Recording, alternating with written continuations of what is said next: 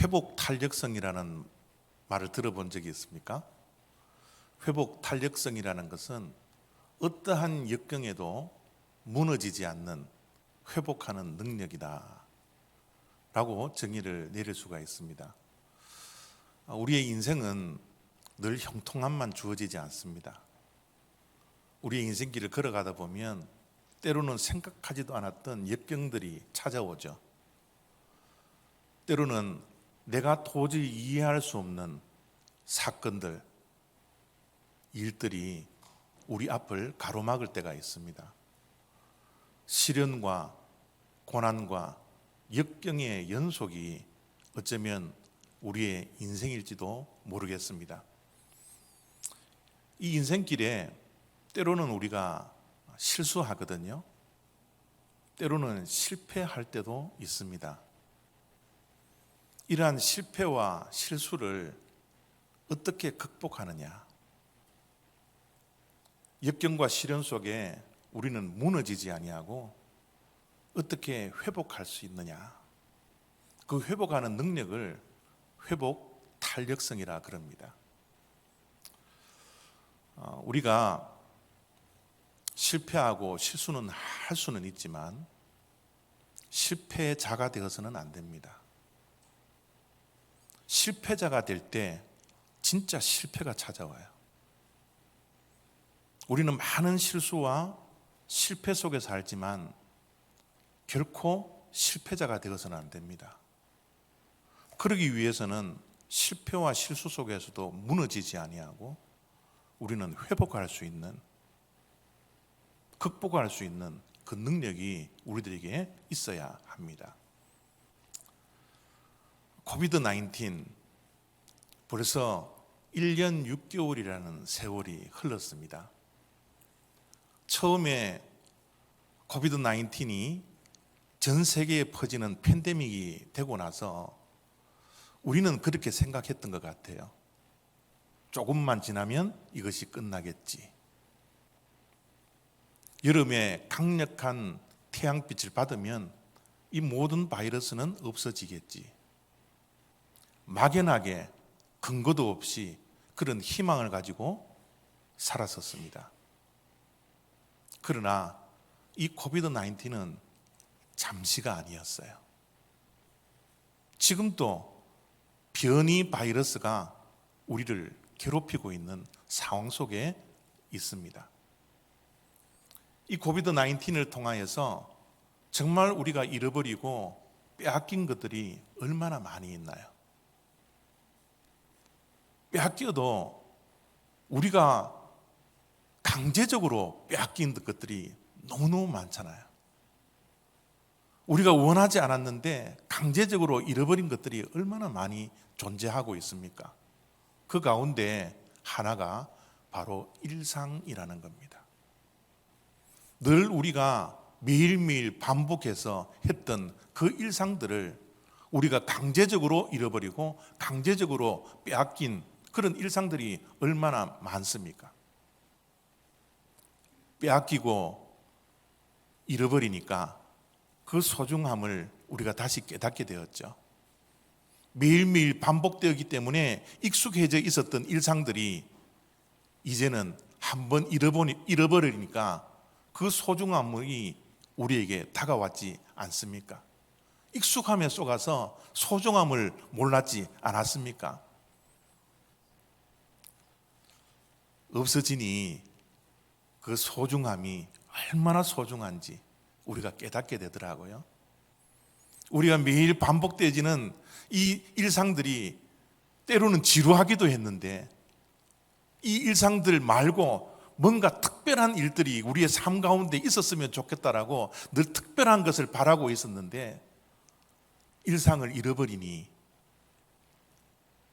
일상에 대한 소중함을 다시 한번 우리가 깨닫게 되지 않았습니까? 우리는 늘 만나고 싶은 사람들 만났습니다. 아무 꺼리낌 없이 만났잖아요.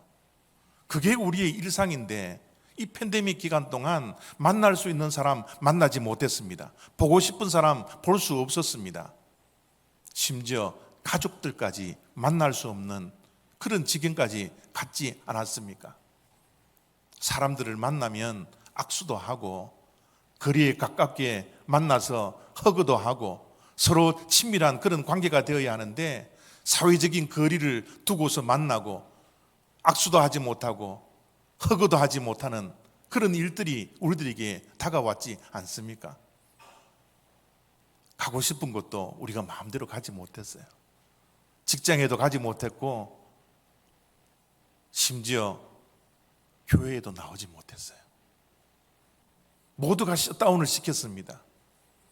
그래서 우리가 가고 싶지만 강제적으로 가고 싶은 곳을 우리가 갈 수 없었던 그런 팬데믹의 기간을 우리가 보냈지 않습니까? 교회를 나오지 못하니까 예배를 드리지 못했어요.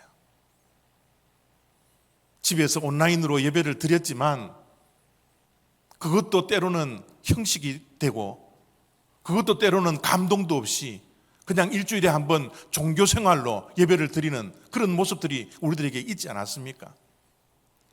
주일날 교회에 나와서 예배를 드리는 것이 우리의 일상이었는데 그 일상을 강제적으로 잃어버리고 빼앗긴 그런 팬데믹의 기간이지 않습니까? 예배에 나오면, 교회에 나오면 예배를 드리고 헌신도 하고 봉사도 하고 주중에 교회에 나와서 헌신하고 봉사도 해야 되는데 그것도 강제적으로 잃어버리는 일상들이 다 빼앗긴 그런 하루하루를 우리가 살았지 않습니까? 이렇게 모든 것들을 빼앗기고 일상들을 강제적으로 잃어버린 우리들에게 가장 필요한 것이 무엇일까요? 저와 여러분들에게 가장 필요한 것은 다른 것이 아닙니다. 회복입니다. 일상을 회복하는 것, 일상의 소중함과 일상의 작은 행복들을 우리가 회복하는 것, 그것이 우리에게 가장 필요하지 않습니까? 회복이라는 것은 이렇게 정의를 내릴 수 있습니다. 잘못된 것이 바로 잡히는 것. 이 팬데믹의 기간 동안 얼마나 잘못된 것이 많았습니까? 그 잘못된 것이 잘못된 건지도 모르고 우리가 살 때가 얼마나 많았습니까? 이제 이것이 우리에게 회복이 필요하지 않습니까? 병든 자들이 치유되는 것, 이것을 회복이라 그럽니다. 잃어버린 것을 되찾는 것을 우리는 회복이라 그럽니다. 여러분 혹시 잃어버린 것 많습니까? 혹시 잘못된 것 많습니까? 혹시 이 기간 동안 육신이 약해져 있지 않습니까? 이 모든 것들이 원래의 상태로 돌아가는 것, 그것이 바로 회복이라는 겁니다. 사실 이 팬데믹이 아니더라도 회복이 필요한 자들이 많습니다. 무너지고 잃어버리고 빼앗긴 이런 일들이 얼마나 우리의 삶 가운데 많나요? 우리의 관계가 회복되어야 하지 않습니까? 우리의 건강도 회복되어야 하지 않습니까? 우리의 물질, 재정의 문제도 회복되어야 하지 않습니까? 심지어 우리의 신앙까지도 강제적으로 빼앗긴 신앙의 회복도 우리가 필요하지 않습니까?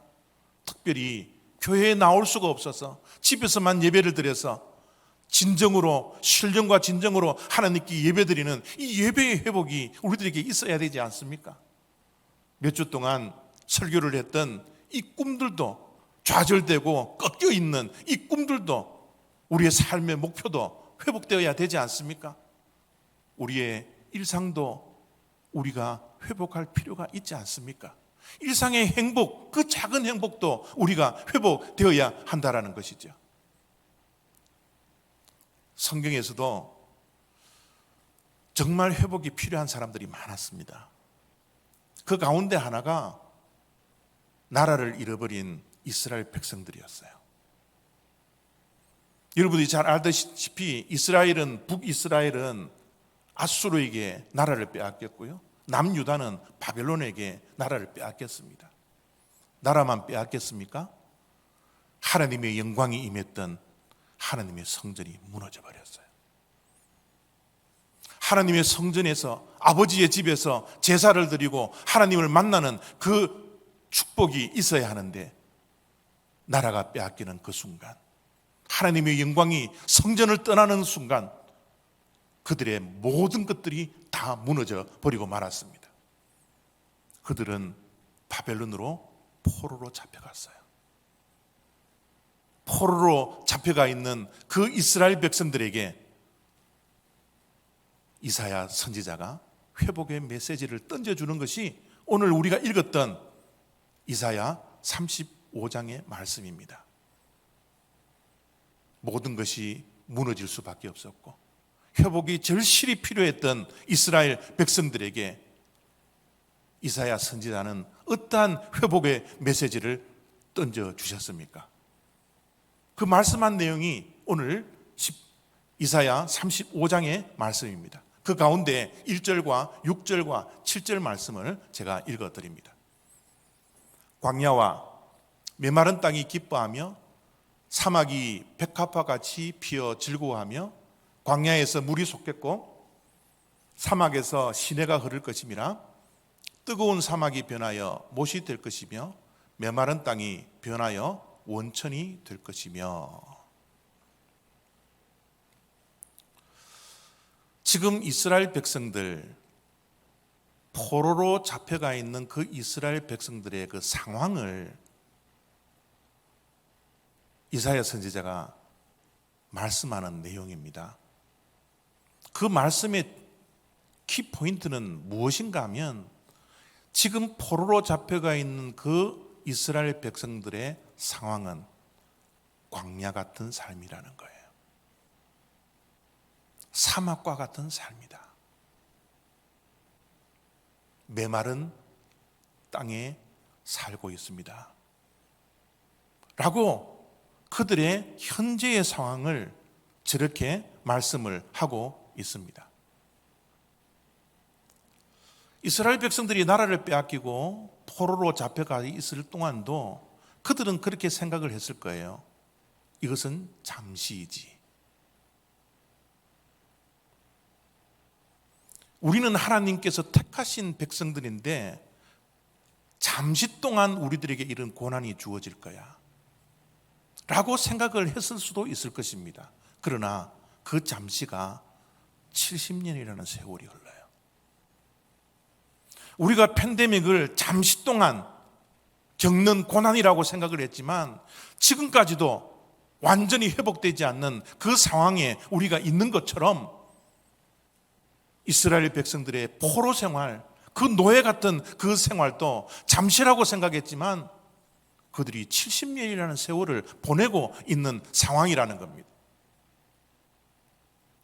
광야하면 메마른 땅, 사막이라고 생각하면 우리가 가장 먼저 떠오르는 것이 결핍이라는 단어입니다.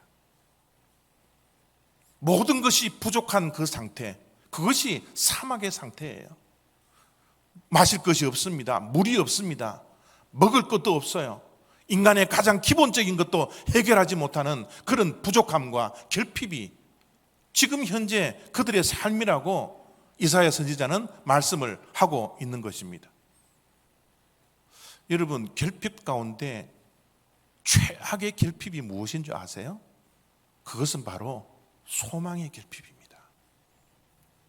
내일에 대한 희망이 없는 그 결핍, 그것이 우리 인생 가운데 가장 최고의 최악의 결핍 가운데 하나입니다. 이스라엘 백성들은 잠시라고 여겼던 그 포로 생활이 70년이라는 세월이 흐르자 그들은 낙심하기 시작합니다. 아니, 낙심할 힘조차도 없었을 것입니다. 절망 가운데 있었어요. 낙심의 그 깊은 터널을 지금 그들이 통과하고 있는 것입니다. 내일에 대한 소망이 없어서, 내일이면, 미래는 좀 더 나아지는 삶을 살겠지, 그런 소망을 가지지 않았습니다. 자녀를 놓아도 자녀들이 자연적으로 노예가 되는 그런 상황입니다. 내일이 없었어요. 미래가 없었습니다. 그들은 절망 가운데, 낙심 가운데, 실망 가운데, 괴로움 가운데, 외로움 가운데 그들은 하루하루를 살았습니다. 어쩌면 그들의 마음까지도 셧다운을 시켰는지도 모르겠습니다. 너무너무 괴로워서 내일에 대한 희망이 없어서 그들의 마음의 문까지 셧다운을 시켜버리고 소망 없이 내일을 기약하지 못하고 하루하루를 살았던 것입니다. 어쩌면 그들의 삶은 고장난 시계와 같았어요. 그런데 여러분, 고장난 시계는 우리가 수리하면 되고 버려버리면 되죠. 그러나 인생은 버릴 수가 없어요. 그들의 인생은 고장난 시계처럼 버려버릴 수 없는 그런 상황이지 않습니까?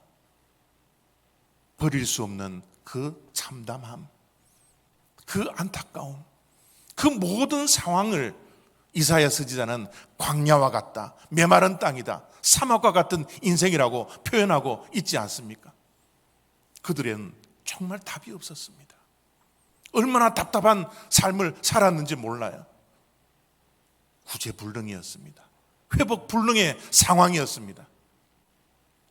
혹시 이 자리에 나와 있는 이 예배를 드리는 우리 모두에게 이런 삶이 존재하고 있지 않습니까? 지금 내 삶을 돌이켜보면 광야와 같은 결핍투성이의 그런 인생을 혹시는 살아가고 있지 않습니까?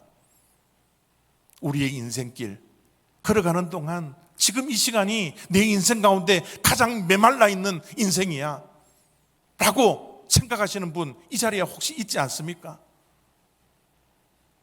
사막과 같은 인생, 고장난 인생, 버릴 수 없는 이 인생, 혹시 지금 맞이하고 있는 분 혹시 계시지 않습니까? 이런 고장난 인생, 메마른 땅에 존재하고 있는 이스라엘 백성들에게 이사야 선지자는 회복의 소망을, 그 말씀을 던져주십니다. 다시 한번 1절, 6절, 7절을 읽어드립니다. 광야와 메마른 땅이 기뻐하며 사막이 백합화와 같이 피어 즐거워하며 광야에서 물이 솟겠고 사막에서 시내가 흐를 것임이라. 뜨거운 사막이 변하여 못이 될 것이며 메마른 땅이 변하여 원천이 될 것이며. 사막과 같은 인생, 메마른 땅의 인생, 광야 같은 이 인생길을 아름다운 동산으로, 물이 흐르는 생명의 원천으로, 백합화가 피어나는, 꽃이 만발되어져 있는 그 아름다운 동산으로 회복할 것이라고, 회복의 소망을 이사야 선지자가 이스라엘 백성들에게 말씀하고 있는 내용입니다. 이스라엘 백성들에게 회복의 탄력성은 다른 것이 아니었습니다. 바로 말씀이었습니다. 도저히 소망을 갖지 못했던 그들이, 내일에 대한 기대가 없었던 그들이 고장난 인생을 살며 낙심하고 실망하며 좌절 속에 살 수밖에 없는 그 인생이, 하나님의 말씀은 그들을 다시 한번 소망을 갖게 하고 회복의 기대를 할 수 있는 회복 탄력성이었다라는 것입니다. 선지자 이사야가 어떻게 그들에게 말씀하고 있는지 다시 한번 4절의 말씀을 보도록 합니다. 두려워하지 말라. 내일에 대한 아무런 기대가 없이 절망 가운데 낙심의 통로를 걸어가고 있는 이스라엘 백성들에게 두려워하지 말라. 보라, 너희 하나님이 오사 원수들을 보복하시며 억울함을 갚아줄 것이라. 하나님이 오사 너희를 구원하시리라, 회복시키리라. 이런 회복의 메시지를, 소망의 메시지를 이스라엘 백성들에게 이사야 선지자는 말씀하고 있는 것입니다. 이 4절 말씀 속에 중요한 말씀 가운데 하나가 하나님이 오사라는 단어입니다. 하나님은요, 우리를 찾아오십니다. 하나님은 우리를 찾아오세요. 어디까지요? 땅끝까지요. 우리가 하나님께 등을 지고 멀리 멀리 도망가 있다 할지라도, 바다 끝에 서 있다 할지라도 하나님은 그 바다 끝까지 찾아오십니다. 우리가 우주 넘어 끝까지 우리가 도망친다 할지라도 하나님은 우리를 추적하셔서 우리를 찾아오시는 것이 바로 하나님이세요. 여러분, 왜 하나님이 땅 끝까지 우리를 찾아오실까요? 하나님이 왜 우리를 끝까지 추적하셔서 우주 끝에 서 있는 우리들을 왜 찾아오실까요? 4절 말씀에 뭐라고 말씀합니까? 너희 하나님이 찾아오시사. 너희 하나님이 오사. 하나님은 누구의 하나님입니까? 우리의 하나님이세요. 하나님이 우리와 관계가 없다면 우리를 찾아오시지 않겠지만 하나님은 우리와 관계 있는 우리의 하나님이기 때문에 길을 잃어 헤매는 우리들, 고장난 인생을 살 수밖에 없는 우리 인생들, 실수하고 실패할 수밖에 없는 우리 인생들, 우리의 하나님이신 하나님이 우리를 찾아오신다라는 거예요. 하나님이 우리의 하나님이 아니라면 왜 예수 그리스도를, 하나밖에 없는 그 아들을 십자가에 못 박혀 죽이시면서까지 우리를 사랑해 주시겠습니까? 하나님이 우리의 하나님이기 때문에, 저의 하나님이요 여러분의 하나님이기 때문에 우리를 끝까지 추적해서 우리를 찾아와 주셔서 우리를 회복시키기를 원하신다라는 것입니다. 우리를 찾아오시는 하나님은요, 고장난 인생을 회복하기를 원하세요. 그것이 하나님의 마음입니다. 실패한 인생을 승리로 회복하기를 원하시는 것이 하나님이십니다. 이런 하나님이 하나님을 멀리 떠나 있던 그 이스라엘 백성들을 찾아오시는 거예요. 이스라엘 백성들이 오사, 이스라엘 백성들이 오사, 그들을 회복시키기를 원하신다라는 겁니다. 그런데 여러분, 하나님은 이스라엘 백성들을, 우리를 회복시키기 위해서 찾아오지만 이 회복은 완전한 회복이 아닙니다. 우리는 내일에 대한 소망과 회복에 대한 소망을 갖되 완전한 회복을 꿈꿔야 합니다.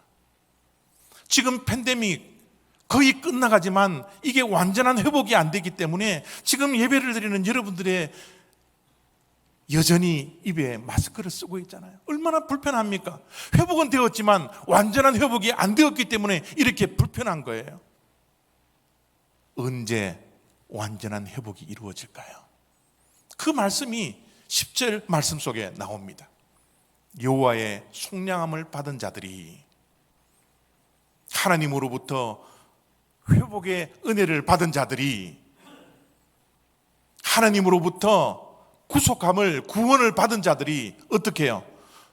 돌아오되, 어디로요? 노래하며 시온에 이르러 그들의 머리 위에 영영한 희락을 띠고 기쁨과 즐거움을 얻으리니 슬픔과 탄식이 사라지리로다. 완전한 회복은 언제 찾아옵니까? 회복된 이스라엘 백성들이 시온으로 돌아갈 때입니다. 하나님께로 돌아가는 것, 하나님께서 계신 그곳으로 돌아가는 것, 무너져 있는 하나님의 성전이 있는 그 시온으로 이스라엘 백성들이 돌아갈 때 그들은 완전한 회복을 이루어서 영영한 희락을 띠고 기쁨과 즐거움을 얻으며 슬픔과 탄식이 사라지는 그 완전한 회복을 경험하게 되더라는 것입니다.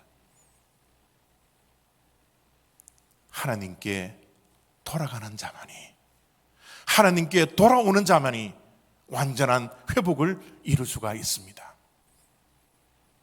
우리가 너무나 잘 알고 있는 탕자의 비유를 생각해 보십시오. 탕자의 신분의 완전한 회복은 언제 주어졌습니까? 아버지의 품 안에 안길 때, 아버지의 집으로 돌아갈 때, 그때 아들이라는 완전한 신분이 회복되었지 않습니까? 우리도 동일합니다.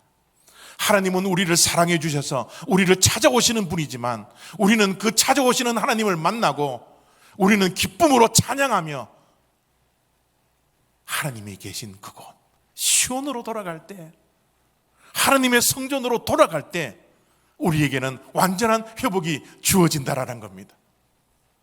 하나님께 돌아가는 은혜가 저와 여러분들에게 있기를 원합니다. 하나님께 돌아가는 이 신앙의 회복이 저와 여러분들에게 회복되어지기를 원합니다. 이 팬데믹 기간 동안 사회적인 거리를 두면서 사람들과 사람 사이가 얼마나 멀어져 있나요? 사람들과 사람들 사이가 멀어지니 때로는 우리의 삶 가운데 하나님과의 거리가 멀어질 때가 얼마나 많았습니까? 예배의 거리도 얼마나 멀어졌습니까? 교회와의 거리도 우리가 얼마나 멀어져 있습니까? 그러나 이 모든 것들이 회복되어야 합니다. 이제 우리가 하나님께 돌아가야 합니다. 교회로 돌아와야 합니다. 하나님이 계신 이 성전으로 돌아갈 때 우리에게는 완전한 회복이 주어진다는 것 우리가 잊지 않아야 합니다. 올해 교회의 표어가 하나님께 더 가까이 가는 것이 복이라는 이 표현을 가지고서 우리가 한 해를 보내고 있잖아요. 하나님께 가까이 가되 더 가까이 가야 합니다. 이제 세상도 회복되어서 사람과 사람의 관계가 가까워지는 것처럼 우리는 더욱더 하나님과의 거리가 가까워지는, 더 가까워지는 은혜가 우리들에게 주어져야 한다는 겁니다. 왜 우리가 하나님께 가까이 가야 합니까? 왜 하나님께 가까이 가는 것이 복입니까? 우리 인생의 모든 문제의 해답은 바로 하나님께로부터 나오기 때문에 그렇습니다. 우리의 인생이 때로는 메마를 때가 있습니다. 때로는 광야 같은 인생을 살 때가 얼마나 많은지요. 내 예상과 내 생각대로 내 계획대로 흘러가지 않는 인생길이 얼마나 많습니까? 그 인생길 가운데 나를 찾아오시는 하나님을 만나셔야 합니다. 나를 추적해서 나에게 손을 내미는 그 하나님의 손을 붙들어야 합니다. 그럴 뿐만 아니라 우리가 기쁨으로 찬양하며 하나님께로 돌아올 때, 하나님과 더욱더 가까이 될 때 우리의 모든 인생의 문제는 해결되는 완전한 회복이 주어진다는 것 우리가 기억해야 합니다. 결단하시기를 바랍니다. 내가 하나님께 매일매일 좀 더 가까이 가겠노라고, 하나님의 손을 붙들고 내 인생의 모든 문제들이 회복되는 은혜를 경험하겠다고, 하나님과의 관계를 회복시키겠노라고